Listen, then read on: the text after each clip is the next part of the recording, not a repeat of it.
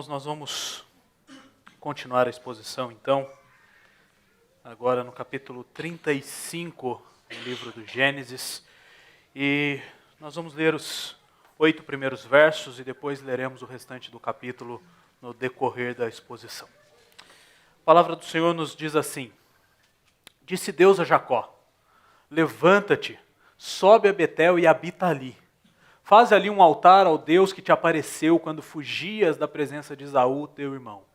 Então disse Jacó à sua família e a todos os que estavam com ele, que com eles estavam: Lançai fora os deuses estranhos que há no vosso meio.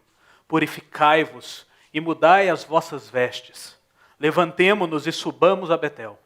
Farei ali um altar ao Deus que me respondeu no dia da minha angústia e me acompanhou no caminho por onde andei. Então deram a Jacó todos os deuses estrangeiros que tinham em mãos e as argolas que lhes pendiam das orelhas. E Jacó os escondeu debaixo do carvalho que está junto a Siquém. E tendo eles partido, o temor de Deus invadiu as cidades que lhes eram circunvizinhas, e não perseguiram aos filhos de Jacó. Assim, chegou Jacó à luz, chamada Betel, que está na terra de Canaã, ele e todo o povo que com ele estava. E edificou ali um altar e ao lugar chamou El Betel, porque ali Deus se lhe revelou quando fugia da presença do seu irmão. Morreu Débora, a ama de Rebeca, e foi sepultada ao pé de Betel, debaixo do carvalho que se chama Alom-Bacute. Vamos orar? Senhor, nós te agradecemos mais uma vez pelo teu cuidado. Nós te agradecemos por podermos estar na tua casa, reunidos como teu povo, com o intuito de cultuar ao Senhor, de te adorar. E agora, neste momento do culto, nós clamamos ao Senhor que faça com que os nossos olhos e os nossos corações estejam voltados para a tua palavra, para a exposição da tua palavra. E nos dê disposição, Senhor, para andarmos de acordo com a tua palavra, de acordo com a tua vontade. Mesmo muitas vezes ela sendo nebulosa para nós. Que nós tenhamos este compromisso contigo. Esta é a oração que nós fazemos, em nome do teu Filho amado Jesus Cristo. Amém. Desde o início do livro de Gênesis, nós temos visto estas 4 coisas acontecendo. Nós vimos o Deus Criador criando todas as coisas a partir do nada. Nós vimos um pouquinho mais ali o homem, então, desobedecendo a Deus, cobiçando o desejo de ser detentor do conhecimento do bem e do mal e, assim, peca contra Deus.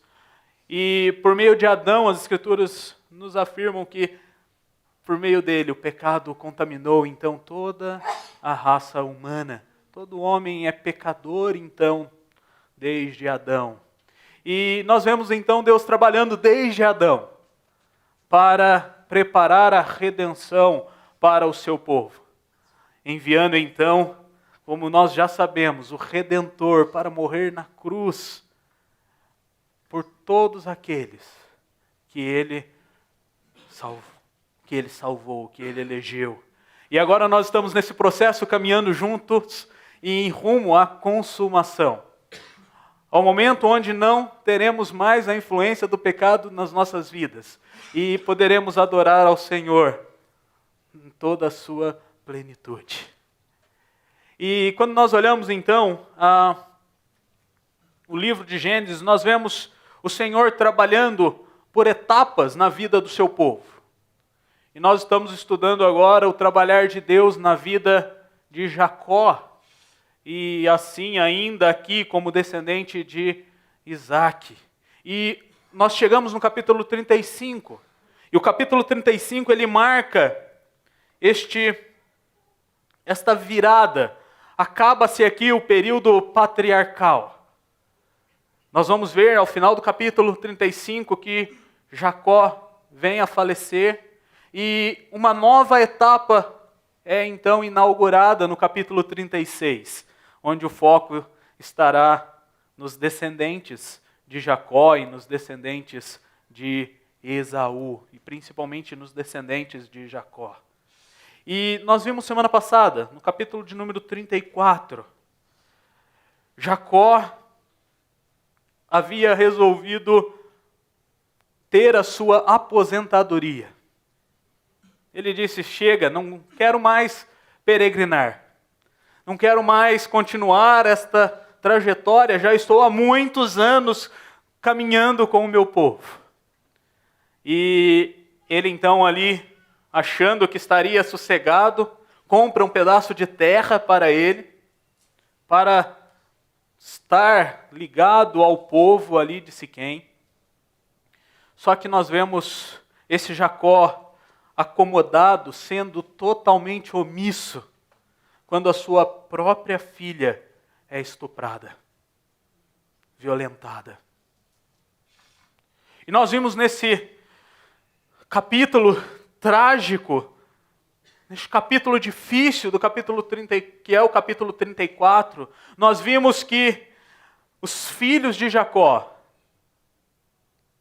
Simeão e Levi, eles então arquitetam um plano para vingar a honra da sua irmã. E eles ardilosamente fazem com que todos os homens passem pela circuncisão. E quando estes homens estão sofrendo com as dores da circuncisão, estes dois filhos de Jacó entram na cidade, matam todos os homens e roubam tudo o que eles podem. E nós vemos ali ainda Jacó, ele dá um esboço de indignação. No final do capítulo 34, ele diz para os seus filhos: o que vocês fizeram? Nós éramos um povo de paz, um povo pacífico, agora eles vão querer nos matar. E este é o clima que nós começamos o capítulo 35. Aqueles homens estavam provavelmente angustiados, pois eles não eram homens preparados para uma guerra, como nós vimos nos capítulos anteriores. Eles não tinham número suficiente para guerrear contra o povo daquela terra. Imaginem-se então nessa situação dentro de casa, com medo do que poderia acontecer minutos, horas, dias depois. E nós vimos então, no final do capítulo 34, no final da exposição passada, uma esperança então surge. O Deus que tinha sido esquecido por Jacó e pelos seus filhos no período em que viveram em Siquém, não havia se esquecido de Jacó e da sua família. E aqui nós temos algumas correlações com a nossa própria vida. Muitas vezes, nós chegamos a determinados momentos na nossa vida em que nós olhamos e falamos assim: eu não tenho mais jeito. Eu não tenho mais esperança. O meu pecado, ele continua sendo constante. Muitas vezes, ao olharmos para a nossa vida, nós olhamos pelo lado avesso. E como Estênio Márcios diz na sua música, O Tapeceiro, quando nós olhamos pelo lado avesso, nós nem imaginamos o desfecho. Nós não sabemos o que está acontecendo. E nós nos perdemos por não sabermos qual será o desfecho. Muitas vezes ficamos sem esperança. Muitas vezes nos condenamos e achamos que não temos mais condições de fazermos qualquer coisa ou darmos qualquer passo rumo à nossa santidade. Quando nós olhamos para Jacó, nós podemos então olhar para um homem que, aos nossos olhos, foi um grande pecador e reiteradas vezes ele continuava debaixo do mesmo pecado. E repetidamente ele se esquecia do que Deus estava fazendo na vida dele. Este capítulo nos ensina que é Deus quem sustenta a sua aliança. E é Deus quem sustenta o seu povo. Apesar de nós, apesar dos nossos pecados, apesar de muitas vezes não vermos esperança, muitas vezes nos condenarmos, Deus ele continua nos sustentando e cuidando de nós. E nós vemos isso acontecendo aqui na vida de Jacó e da sua família. Deus chama novamente Jacó e a sua família. Deus olha então para o seu servo e diz: levanta-te, sobe a Betel e habita ali. Sai dessa terra e vai cumprir o voto que você já havia feito lá atrás, anos atrás. Vamos, meu filho, vamos, continua a sua peregrinação. Não se acomode, a sua aposentadoria não chegou, você não chegou ainda onde eu quero que você chegue. E esse chamado de Deus, ele envolve algumas coisas que são exigidas de Jacó. Nós já lemos o texto. E esse chamado de Deus exige obediência. Jacó precisava obedecer agora mais uma vez. A obediência era necessária para que ele pudesse então cumprir o voto feito ao Senhor. Aquele homem precisava obedecer a Deus. E nós vemos que esse chamado à obediência não é uma iniciativa de Jacó. Não é Jacó que se encontra em uma situação difícil e fala: nossa, e agora o que eu vou fazer? Ah não, eu vou obedecer a Deus agora. A situação está feia. Ele podia imaginar, o Deus que eu sirvo é o Deus protetor, é o Deus conosco, Ele está caminhando comigo, então agora eu vou voltar para Deus. Não é o que acontece aqui. A disposição do coração de Jacó era continuar temendo os homens daquela terra. Continuar temendo o desprezo daqueles homens e até a possibilidade de ser morto por aqueles homens.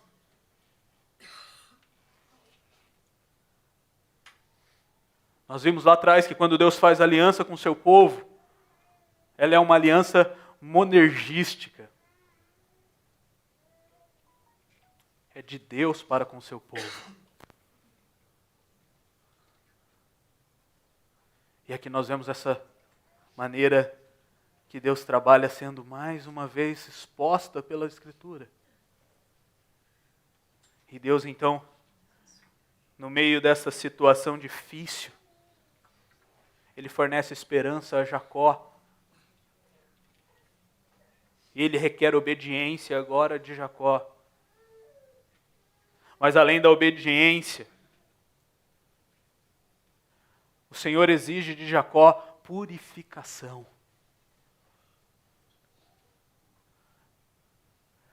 Lançai fora os deuses estranhos que há no vosso meio.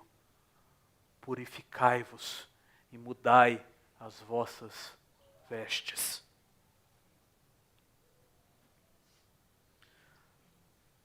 Jacó e a sua família, eles precisariam passar por este processo de purificação. Eles precisariam abandonar a vida imoral, idólatra que eles estavam vivendo. E é interessante aqui, nós precisamos lembrar quem são os leitores iniciais deste livro. É o povo de Israel que está ali adentrando-se na terra prometida. E aqui quando Moisés, provavelmente ao escrever isso, ele já estava com a lei mosaica de purificação como pano de fundo. E lá em Levítico nós lemos que para que o povo pudesse se purificar, essa purificação ritual, ele precisava então se banhar, lavar o seu corpo, ele precisava lavar as suas vestes, e ele precisava também ter a abstenção sexual. E este processo de purificação aqui é exigido do povo para que este povo possa obedecer ao Senhor e possa prestar culto ao Senhor em Betel. E ele diz assim: lançai fora os ídolos. Quando nós lemos as Escrituras, nós podemos ver uma nação totalmente idólatra. A nação de Israel era uma nação idólatra. Apesar de diversas vezes experimentar a graça de Deus, por diversas vezes eles tiram o foco de Deus e passam a servir outros deuses. Colocam como prioridade na vida deles outras coisas. E aqui imaginem aquele povo. Eles estavam vivendo mais ou menos 10 a 15 anos já ali nas terras de Siquém. Eles haviam sido influenciados pela cultura daquele povo, pela idolatria daquele povo. Nós vamos ver que o nosso texto ele afirma isso. Logo mais à frente, quando aqueles homens então entregam os ídolos estranhos que estavam no meio deles.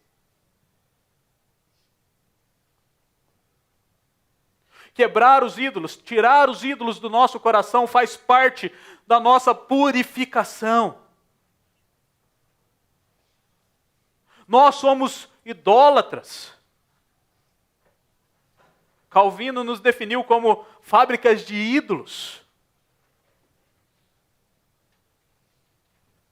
E nós precisamos constantemente analisar o nosso coração e vermos o que nós estamos adorando e quem nós estamos adorando. Nós vivemos numa cultura em que o consumismo é idolatrado, em que eu sempre preciso ter a tecnologia mais recente, onde eu preciso sempre ter a roupa mais bonita.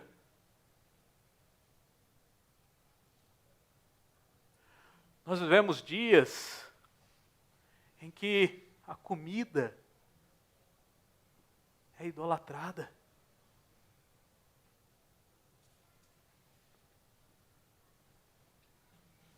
E pessoas são colocadas em pedestais, como se fossem Deus.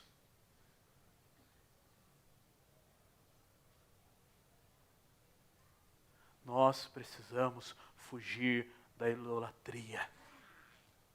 Nós precisamos sondar o nosso coração e vermos o que nós estamos adorando, o que tem atrapalhado o nosso culto ao Senhor.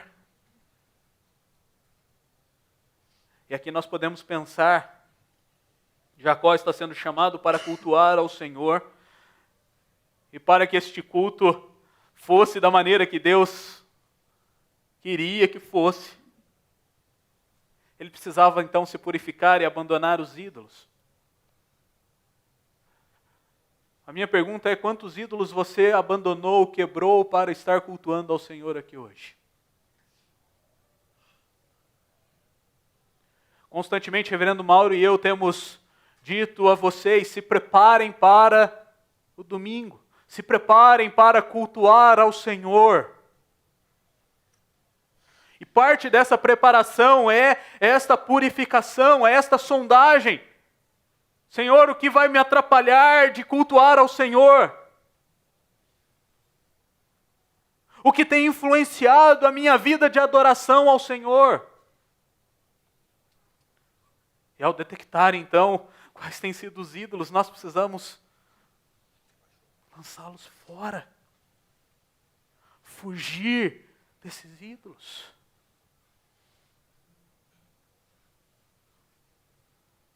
Neste processo de purificação, ele fala sobre mudar as vestes. E aqui eu não estou taxando, o texto não está taxando qual é a roupa que você tem que vir para a igreja. Então todos de terno, as mulheres de saia comprida a partir... Não é isso que o texto está dizendo. E quando nós olhamos para Paulo usando essa mesma ilustração, lá em Colossenses, ele fala do despir-se e do revestir-se. Ele diz que nós temos que tirar aquelas roupas imorais, aquelas roupas que não fazem parte do caráter do cristão.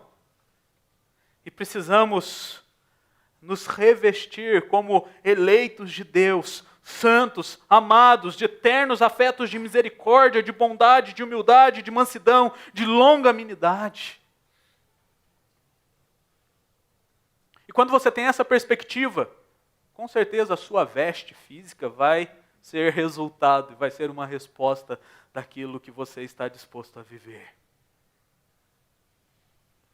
Faz parte do seu processo de santificação.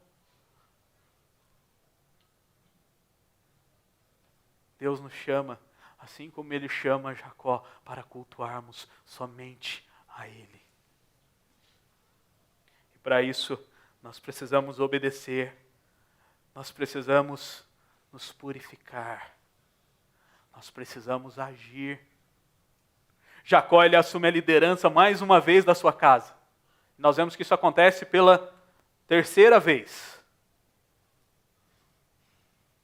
E aqui então ele toma as rédeas, ele chama os seus filhos e fala: olha, chega, peguem os ídolos que vocês têm e tragam todos esses ídolos até mim. E aquele povo então agiu. Nós vemos que o texto nos diz que eles trouxeram então diante de Jacó os deuses estrangeiros que tinham em mãos e as argolas que lhes pendiam das orelhas. A ação faz parte do processo de purificação e faz parte deste processo de obediência a Deus. Não adianta você detectar quais são os ídolos do seu coração. Não adianta você detectar quais são as roupas que você precisa despir-se, se você não agir.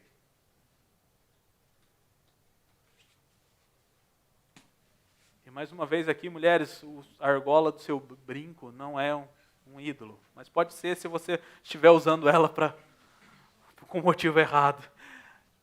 Mas ele está dizendo que o chamado de Deus requer de nós ação. Eles entregaram os ídolos. Eles então obedeceram à voz do líder espiritual daquela casa.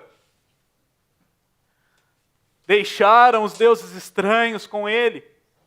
Deixaram os objetos idólatras com eles. E eles então fizeram o quê? Esconderam, e o texto aqui é: jogaram fora. Como se tivesse um buraco, eles jogaram, fazendo um ato de que não quero mais isso aqui não faz mais parte da minha vida. E nós precisamos fazer com os ídolos o que nós fazemos de vez em quando em casa, eu bem de vez em quando, pego aquelas pilhas de papéis e lixo. Nós precisamos fazer isso. Requer de nós essa ação que, por mais difícil e dolorosa que ela seja muitas vezes, nós estaremos agindo em obediência a Deus. Aqueles homens então se levantam e partem para a peregrinação. Mais uma vez, em direção ao lugar em que Jacó já deveria ter ido e deveria estar há muito tempo. E ele só prolongou a sua viagem. Mas nós vemos que isso é porque Deus estava trabalhando na sua vida, estava trabalhando na vida dos seus filhos. E eles então começam uma peregrinação naquela situação difícil, sem saber quem os atacaria. Mas nós vemos Deus agindo neste processo mais uma vez. E o Senhor então fez com que os homens daquela terra o temessem. E eles não encostaram um dedo em Jacó. Quando nós lemos Gênesis, isso acontece com o próprio Jacó, alguns capítulos antes. O Senhor fala com Labão e fala para Labão assim: não toque em Jacó. E aqui o Senhor faz a mesma coisa com as nações que estavam em volta de Jacó. E o chamado de Deus exige e requer de nós consagração. Jacó volta então para Betel. E ao chegar em Betel, ele vai erigir um altar. Ele vai edificar um altar e prestar culto ao Senhor. E nós vemos que o nome de Betel aqui muda. O texto fala que o nome agora é El Betel.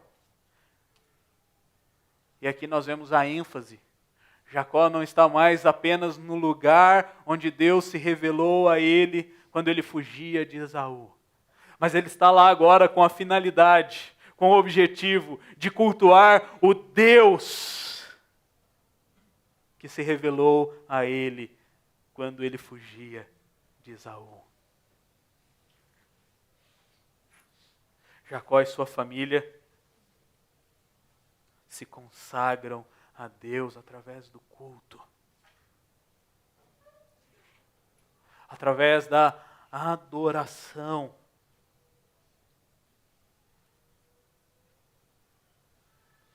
E nós vemos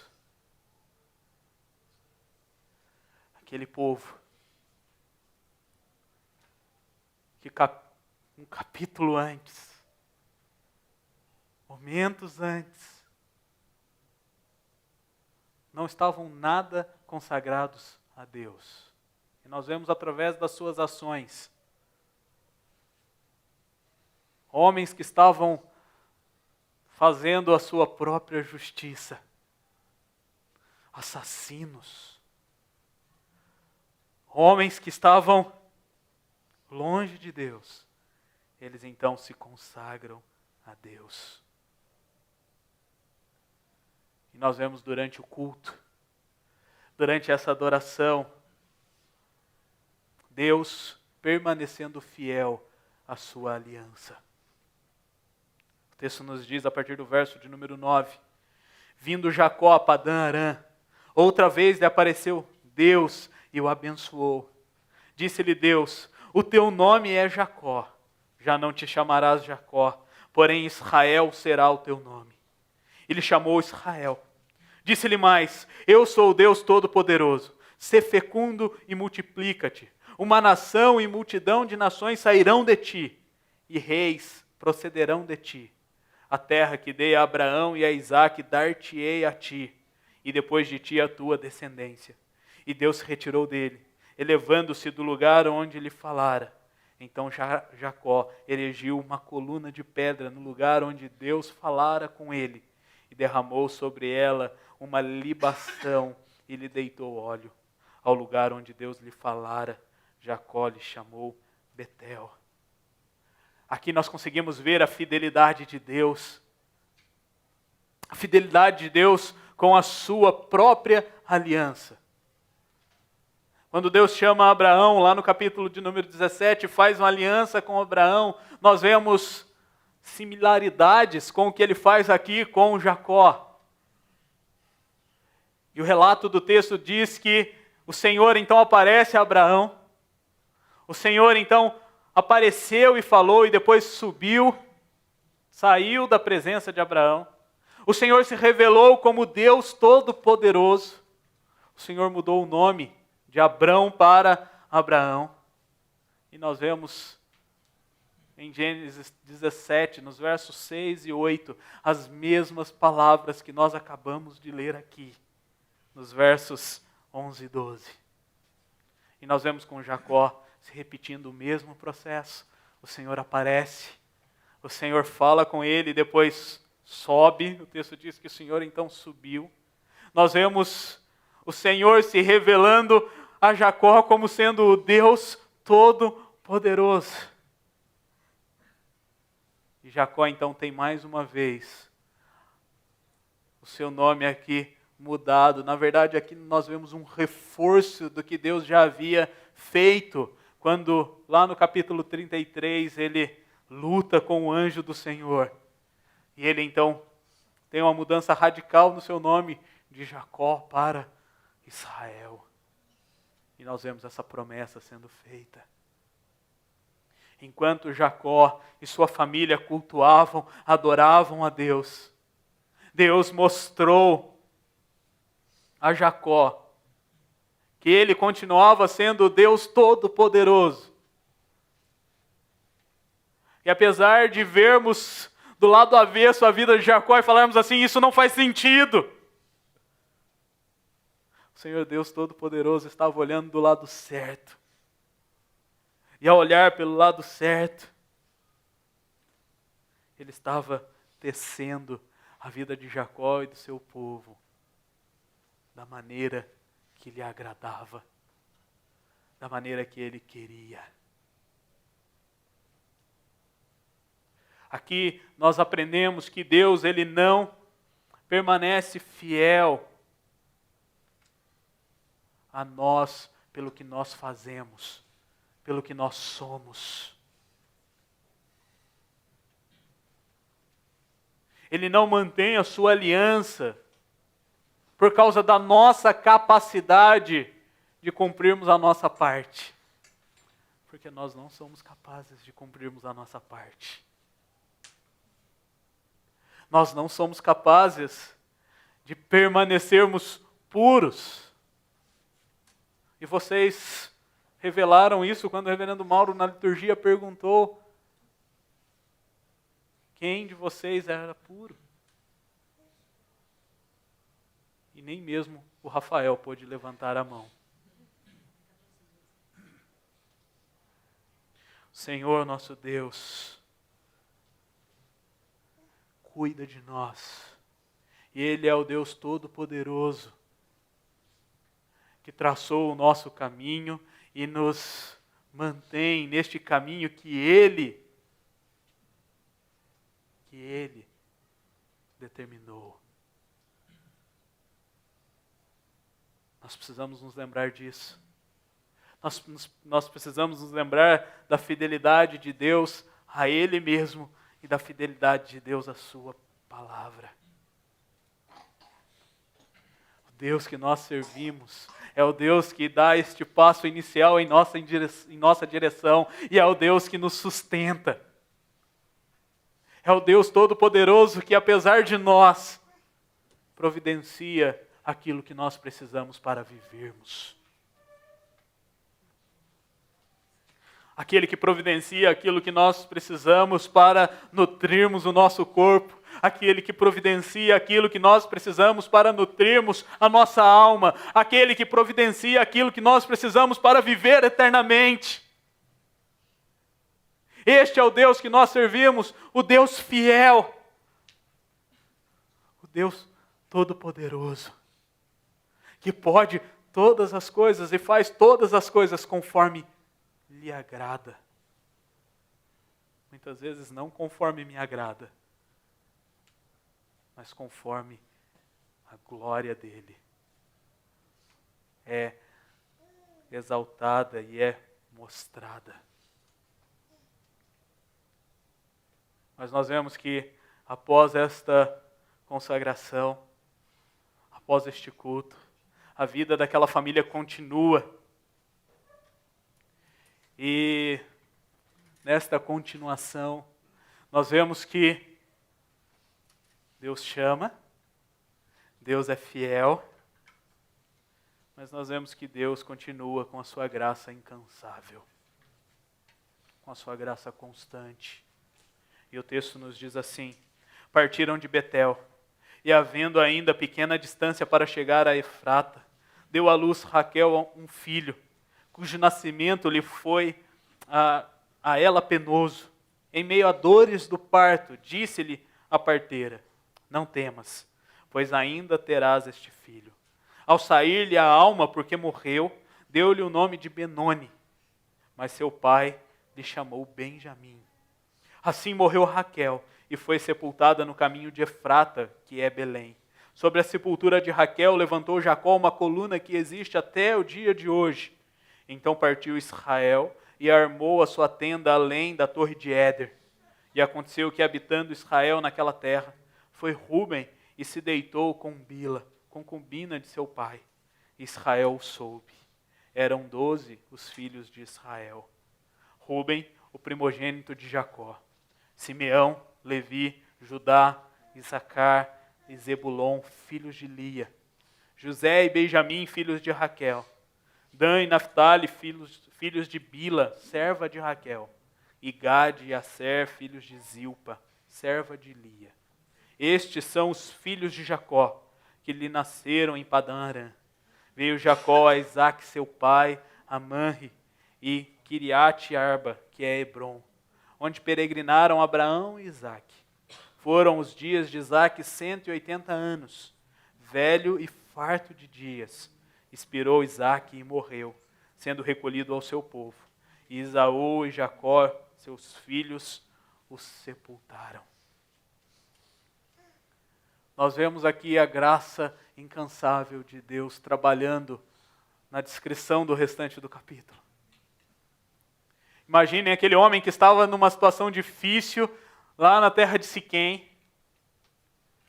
Vem então para Betel. Em Betel ele precisa enterrar a serva da sua mãe, Rebeca, Débora. E agora a sua esposa querida, a sua esposa amada, falece ao dar à luz ao seu último filho, que completaria então os seus 12 filhos, que nós vamos ver mais à frente, que são as 12 tribos de Israel. E nós vemos que, mesmo nesses momentos, a graça do Senhor continua. Raquel vem a falecer, mas na hora de dar à luz ao seu filho, ela é lembrada da graça de Deus. Lá no capítulo 30, no verso 24, ela clama ao Senhor para que dê filhos.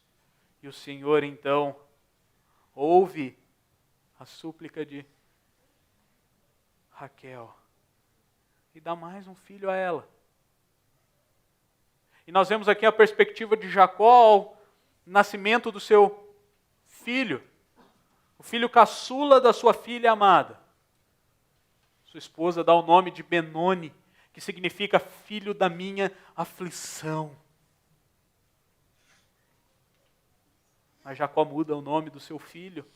Ali nós vemos então o líder da casa, pela primeira vez escolhendo o nome de um dos seus filhos. Ele diz: não se chamará filho da minha aflição, filho da minha dor. Se chamará Benjamim, filho da minha mão direita. E claro, aqui nós vemos Jacó já colocando a sua preferência no seu filho caçula, mas dando um tom mais positivo no nome do seu filho. E nós vemos aqui a graça de Deus agindo na vida de Raquel, que passou uma parte da sua vida brigando com a sua irmã para ver quem dava mais filhos a Jacó. E o Senhor a abençoa com mais um filho. Nós vemos Deus sendo gracioso, sendo constante, ao manter a reconciliação ali dos dois irmãos, Esaú e Jacó. O texto nos mostra que os dois irmãos estavam naquele momento em que Isaque faleceu e os dois enterraram o seu pai. O Senhor então continua gracioso até mesmo com Esaú e a sua descendência. Mas nós vemos Deus sendo gracioso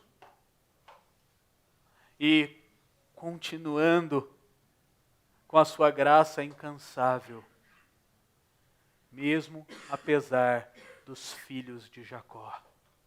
E nós temos o relato que quando Raquel então falece, Rúben, o seu filho mais velho, ele se deita então com a concubina de Raquel. E aqui possivelmente nós temos ali um ato político, onde Rúben estava tentando tomar para si a liderança então daquele povo, da sua família. E aqui nós vemos Jacó. Lembra aquele homem pecador? Aquele homem que constantemente vivia no pecado da omissão? Ele peca de novo. O texto nos diz que aqui Jacó não fez nada. Mas isso não significa que o ato de Rúben não estava fora dos planos de Deus. E quando nós lemos então o capítulo 49 de Gênesis, ali nós vemos que Rúben, por causa do que ele fez, por ter desonrado o leito do seu pai, ele não tem mais a excelência sobre os filhos de Jacó. Nós vemos que os dois que vêm após ele, Simeão e Levi, por causa do assassinato, por causa do seu coração maligno, por causa das suas atitudes, eles também não vão ter a excelência sobre o povo. E nós vemos o agir de Deus, o direcionamento de Deus, e Judá então se torna o filho excelente, a tribo excelente. E quando nós olhamos para a Escritura como um todo, nós vemos que o nosso Salvador, ele vem dessa tribo. Ele vem de Judá. Nesta nova etapa da história, neste novo ato, nós continuaremos a ver que Deus continua gracioso. E nós leremos capítulos para frente que aqueles filhos que estavam em Betel cultuando ao Senhor com seu pai, eles não tinham tido começos tão promissores assim. E nós veremos que a vida deles estava marcada pelos pecados do pai. Eles aprenderam direitinho. E mais para frente eles vão vender o irmão. Eles vão enganar o pai. Mas nós vemos que o Senhor continua gracioso e o Senhor continua tecendo a história do seu povo.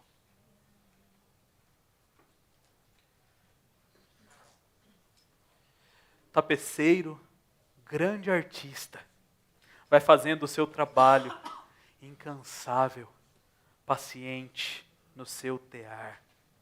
Tapeceiro não se engana, sabe o fim desde o começo, trança voltas 1000 desvios, sem perder o fio.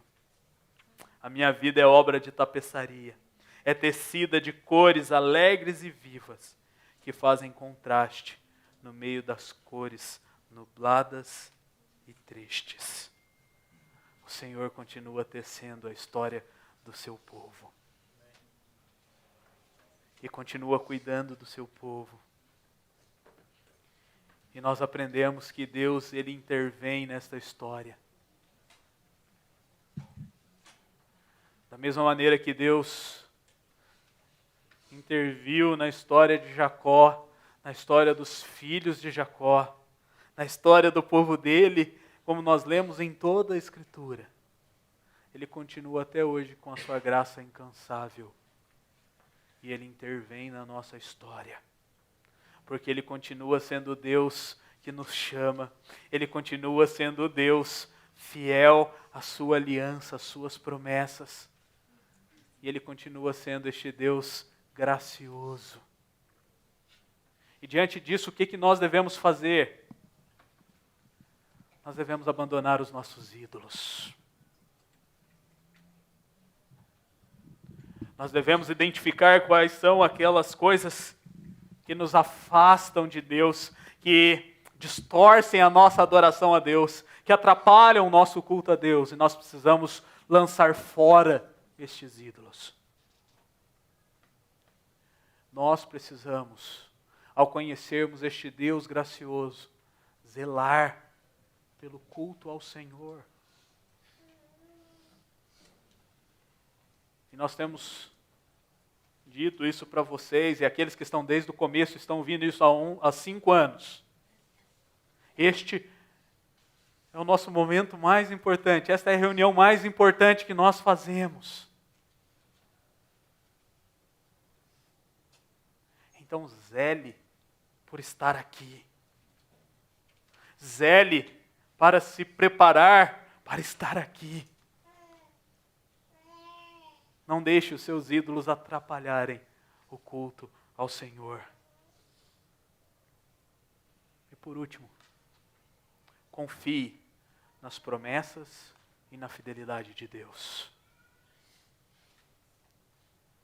Porque da mesma maneira que Ele cumpriu a sua aliança com o seu povo, da mesma maneira que Ele cumpriu a promessa de enviar o Redentor e enviou Cristo, nós agora aguardamos o cumprimento da sua promessa, onde desfrutaremos da vida eterna na presença de Deus. Renove a sua esperança, sabendo que Deus é fiel à sua promessa. E Ele vai cumprir. Cristo voltará.